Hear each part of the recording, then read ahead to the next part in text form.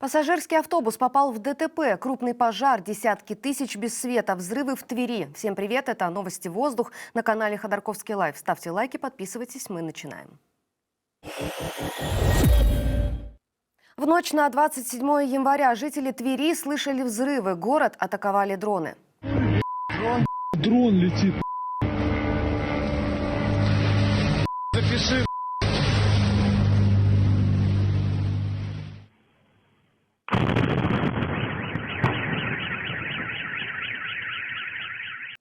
В пресс-службе региона рассказали, что над Тверской областью сбит беспилотный летательный аппарат, а на место крушения отправлены оперативные службы. Вероятно, целью атаки был нефтеперерабатывающий завод в окрестностях Твери, однако достоверных сведений о последствиях удара нет.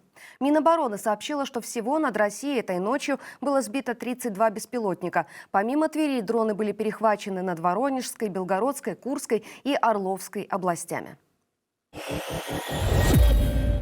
Сильный пожар в Ингушетии. Десятки тысяч людей остались без электричества. Пожар произошел в городе Сунжа на местной подстанции. По предварительным данным, причиной стало возгорание масляного радиатора. Пострадавших нет, электроэнергии лишились 62,5 тысячи жителей района. Местная больница работает на источнике резервного питания, но там уже предупредили о возможных перебоях с водоснабжением.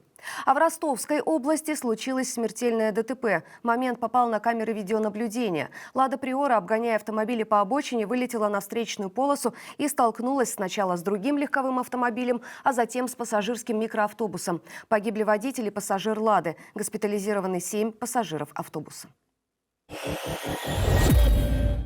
Белорусский диктатор Александр Лукашенко пошел на новый срок – президентский, уже 7-й.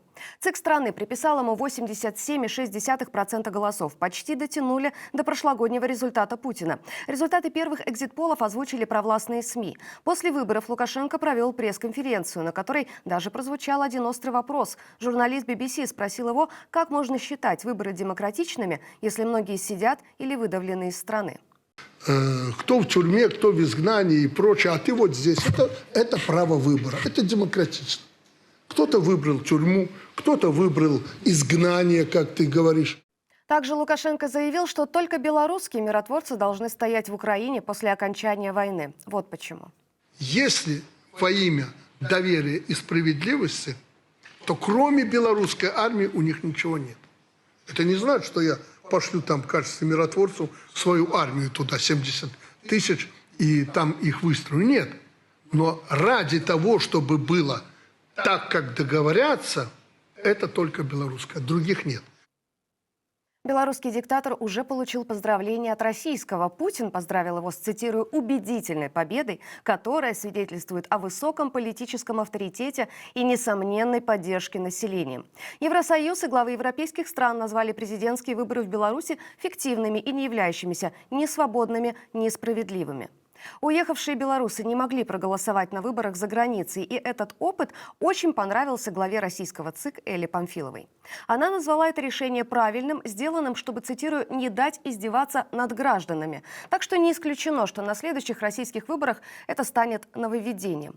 В 2024 году на президентских выборах в России можно было голосовать за границей, и россияне выстраивались в очереди у участков по всему миру, зачастую, чтобы не отдать свой голос Путину. Памфилова заявляет, что на тех выборах Россия якобы столкнулась с беспрецедентным нарушением прав россиян.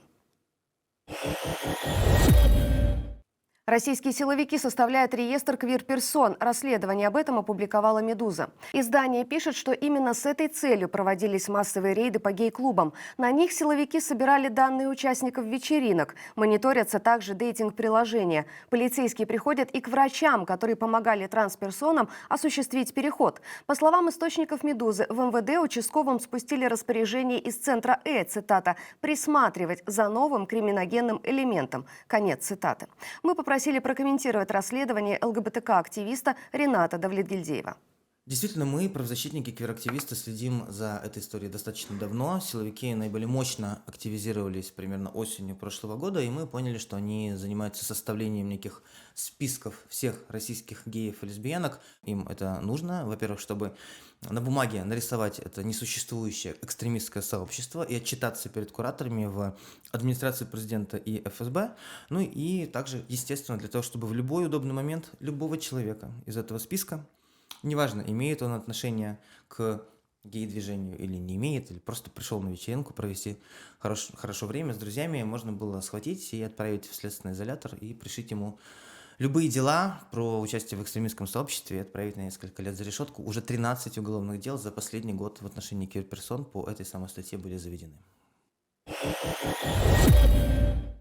Захар Прилепин составил список врагов России. И нет, это не иностранные агенты и даже не участники голой вечеринки. Прилепин ополчился на членов своего же Z-лагеря, не разделяющих его левых взглядов. В расстрельный список писатель и подполковник Росгвардии включил тех, кто, по его мнению, занимает, цитата, «радикально правую антисоветскую позицию». Конец цитаты. Это, в частности, гендиректор телеканала «Спас» Борис Корчевников, журналист и блогер Дмитрий Ольшанский, а также блогер Егор Холмогоров и глава «Радио России» Андрей Медведев. Фигуранты Прилепинского списка и сочувствующие им отреагировали на пост Прилепина. В частности, Егор Холмогоров назвал список аналогом украинского миротворца. Борис Корчевников пошел на Прилепина вообще крестовым походом. Я цитирую: «Маски сброшены. Сатанинская ненависть к Христу. Вот суть и дух красного проекта». Конец цитаты. Андрей Медведев назвал список писателя доносом. А вот цитата из телеграм-канала «Сыны монархии». «Я даже не знаю, кто сегодня из медийных людей делает больше для раскола патриотического лагеря и гражданского общества, чем Прилепин». Конец цитаты. Хочется пожелать всем вышеупомянутым удачи в борьбе друг с другом.